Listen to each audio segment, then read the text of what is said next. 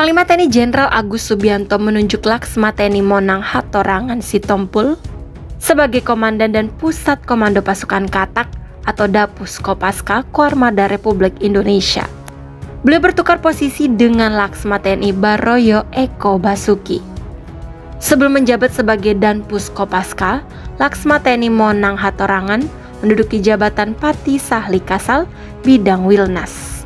Penunjukan tersebut tercantum dalam Keputusan Panglima Tentara Nasional Indonesia Nomor Kep Garing 1545 Garing 12 Romawi Garing 2024 tentang pemberhentian dari dan pengangkatan dalam jabatan di lingkungan Tentara Nasional Indonesia yang ditetapkan pada Jumat 6 Desember 2024. Menindaklanjuti surat keputusan tersebut, Kepala Staf Angkatan Laut Laksamana TNI Muhammad Ali memimpin upacara serah terima jabatan bertempat di lapangan Apel Den Mama Besal, Cilangkap, Jakarta Timur pada Kamis 19 Desember 2024. Dalam amanatnya, Kasal menjelaskan dalam menghadapi perkembangan lingkungan strategis yang sangat dinamis, TNI Angkatan Laut dituntut untuk mampu beradaptasi dengan baik.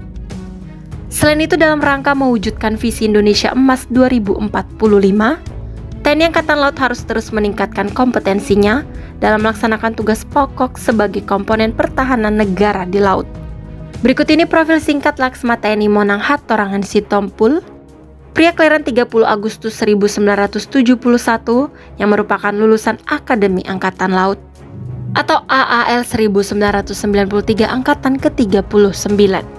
Selama meniti karirnya di militer, khususnya di TNI Angkatan Laut, sejumlah jabatan strategis pernah diembannya, antara lain Danlanal Simeulue, Dansat Kopaska, Koarmabar, Kadis Lambair Koarmada 1. Beliau juga pernah menjabat sebagai Asintel dan Lantamal 3 Jakarta, Asintel Pangkolin Lamil, Paban 2 Pam Sintelal, Pati Sahli Kasal bidang Wilnas.